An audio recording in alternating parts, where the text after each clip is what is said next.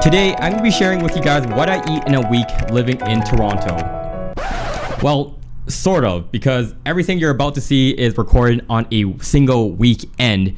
And before you guys start flaming me for like spending so much money or eating out, it's really hard not to eat out in the city of Toronto. Like any person that lives in the city where I am, like part of the experience of living in Toronto and justifying in your head of why you pay thousands of dollars for your rent is because the city has such good food options. Like you can't avoid it. It's like, would you rather eat like good Korean barbecue or like eat a ham sandwich? And if you're eating a ham sandwich, then I don't know. The point is, the city has really good food, and I'm gonna be taking you guys along with me downtown Toronto and showing you all the good places that I ate that weekend. So if this sounds like something that you are interested in, do me a favor, smash that like button, ring that notification bell, and now let's go into the vlog.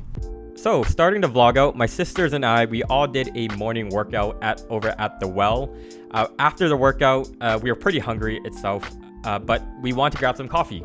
Actually, they wanted to grab some coffee. I don't drink coffee all that much, but there's this location over at the well called DeMello Coffee. Super popular. You can see the lineup over there. Cool tiger animation over there. My opinion of it, or their opinion of it, was that it was better than Starbucks coffee, or one of them said that. So take it for a grain of salt if you're an avid coffee drinker. Just a little bit more b-roll of the inside. I noticed that they allowed pets over there. You see that little dog over there, so that's pretty cool. Had to jump onto the streetcar over here. So notice the poster that's attached to the streetcar. It said Happy Lunar New Year, because this weekend was Lunar Weekend. So that's exactly what we went for lunch. You know what's the crazy part is that this is mid-February when I record this, and there's like no snow at all. To be honest, there's been like virtually no snow in Toronto itself, but it's kind of crazy. It just looks like fall for that matter. We were on our way, so we took the streetcar because we were on our way over to the HOLTS Cafe, and they were doing this special Lunar New Year afternoon tea thing. So you see this red menu over here. You get everything from top to bottom, and it costed each person about $85 per person after tax and tip being closer to $100. So definitely on the more expensive side for just afternoon tea. My problem was that I came here on like an empty stomach, didn't eat breakfast and had a workout. So I was like waiting for like lots and lots of food. But yeah, afternoon tea, if you guys ever been to it, I haven't, but yeah, you don't get as much food, but you had to come here for the experience. So Lunar New Year, as you saw, that's the shrimp dumpling over there.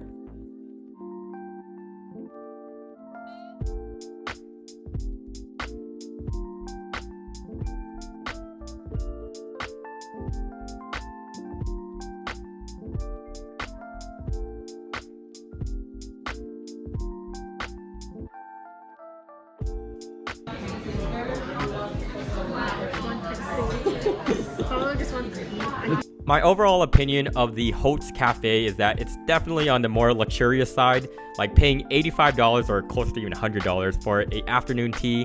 Not my cup of tea, but hey, maybe if you have money to blow, it's for you. But it was like the experience, right? It's like happy, like Lunar New Year, Year of the Dragon, so something definitely that I want to try at least once, but honestly, I probably wouldn't go again.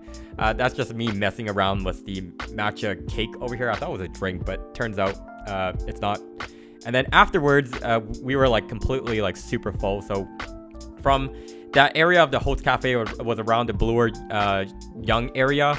And then we decided to walk all the way down from Bloor Yonge over to the Eaton Center. So I would say it's about under 25 minute walk over here. And like we just kind of had to walk things off. Like I would say all of us were still pretty hungry from there, but we couldn't just justify like leaving the afternoon tea and going straight for dinner. So then we went to walk and did some shopping over here before we went for dinner.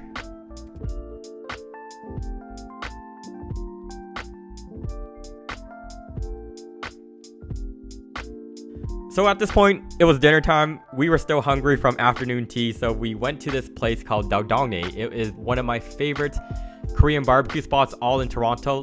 Like if you've never been to Toronto, you're in the city, definitely try this place. It's unfortunately not all you can eat, but the upside of it is that you get like premium cuts of meat over there. So we ordered like 2 short ribs that you saw over there. And the other perk of it is that you get so many different types of side dishes that are I guess that's refillable, so that's over there. But look at the katsubi. It looks good. It really looks like good. And then afterwards, well, actually I'm kind of surprised, but I'm also not surprised. We headed over to Chatime for bubble tea. Watching this now, probably my decision over there. So got some bubble tea over here.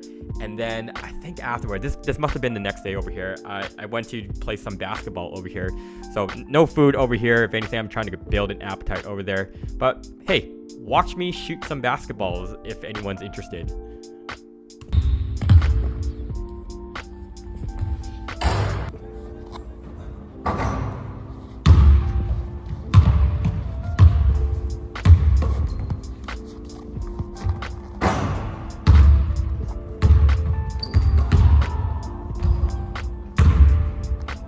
So throughout my week, I often try to stay as active as I can.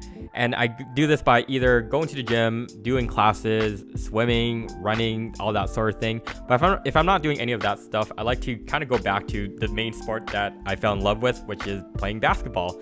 And I think I can still shoot. I don't know. But also, I feel like part of the back of my mind, the reason why I work out so often is because I know that I eat out so much. Like I could probably eat out every single day if I really wanted to. And so I feel like to balance the two out, I probably should work out as much as I can to balance the two. And it's kind of nice because I already do enjoy working out, so it works out in my favor, if that makes sense. This is the last scene, and it's me on a snowboard, and some might be thinking like, Frank bro, this isn't a restaurant, you didn't eat anything here. But let me tell you, I did eat something, and I ate a lot of snow, okay? That's how many times I fell, okay? So stop laughing, there's a lot of water that is involved in here. But the side story is my family, my sisters, and we all went snowboarding. We've been skiing before, but we wanted to try snowboarding, so we all took lessons like very first time. Like none of us have ever really gone snowboarding. Like many of us, it's our very very first time. And so I would say closer to that 3rd, 4th hour mark after done some training, I would say I was pretty I felt like I got used to it. Like I wouldn't say I was good, but good enough. So yeah, that pretty much wraps up the vlog and what I eat in a week living in Toronto. We had a little bit of Korean barbecue, some afternoon tea, bubble tea. Yeah, that sounds about right. And I just remembered something. I want to give a quick shout out to my cousin Gordon. So Gordon, if you're watching this, keep supporting the channel and leave a comment if you see this, man. So that's the end of the video. If you have any recommendations or any places that you want me to go to in Toronto, leave it in the comment section down below. And I think that's really it. So I'll see you guys all in the next one. I'll do more sit down videos because, you know, recording outside gets a little bit nerve-wracking or something like that. So I'll see you guys all in the next one. Peace.